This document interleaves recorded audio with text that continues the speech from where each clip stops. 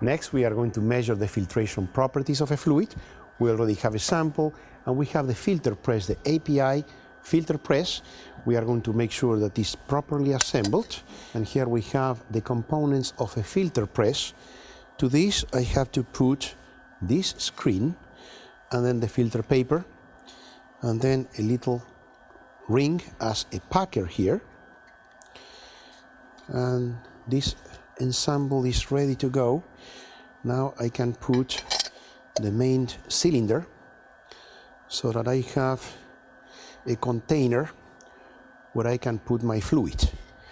And I'm going to fill it up more or less until ½ an inch of the top.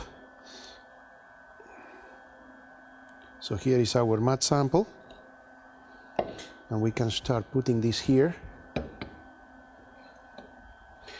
And the next step would be for me to cap it and apply the pressure so that filtration will start taking place.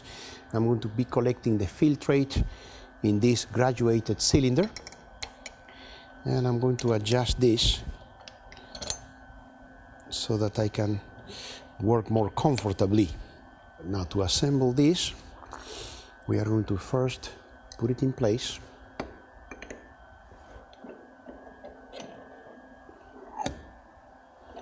Then we are going to apply pressure to get a good seal. Now we need a CO2 cartridge, which we are going to use to obtain 100 psi pressure. So I'm checking my valves here to make sure that it's okay for me to go ahead and puncture the cartridge so I can use the pressure inside. Be able to feel when I'm touching that, and then I'm going to go ahead and rotate about half. Now what I'm going to do is apply 100 psi, and we are ready to pressurize. You can see the indicator going all the way to 100 psi, according to this gauge.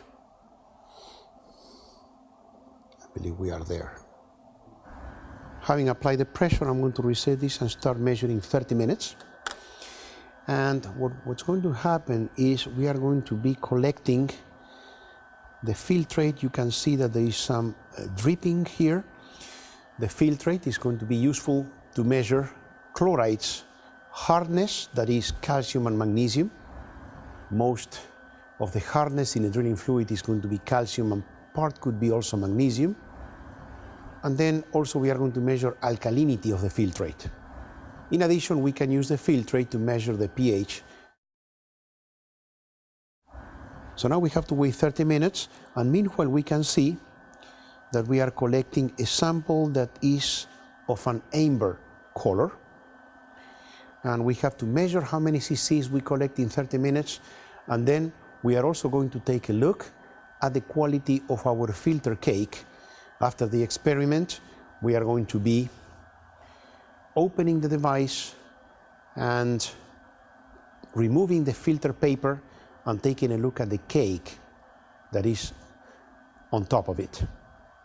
It's been 30 minutes and we are ready to remove the pressure and release it, and then measure the filtrate in cc's and take a look at the filter cake. I'm going to open some valves, 100 psi all the way down to 0, gently.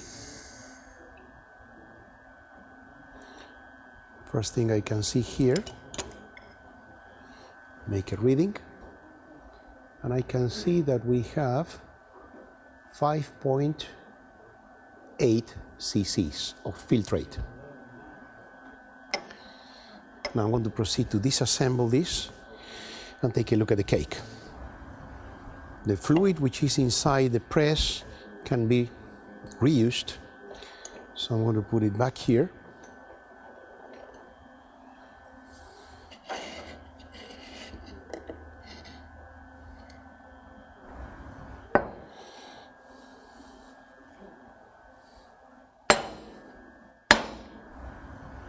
And here is my cake.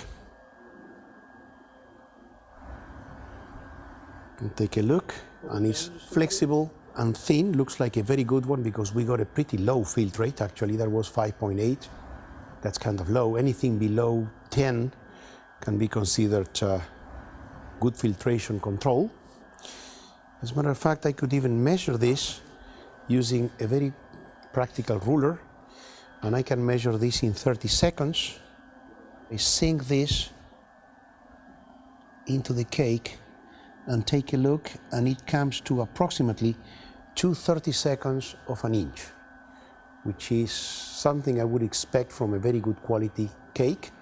It's thin, therefore it's impermeable, and actually we know that because the filtration was very low. It was only 5.8. That's an indication that the filtration properties of this fluid are very good.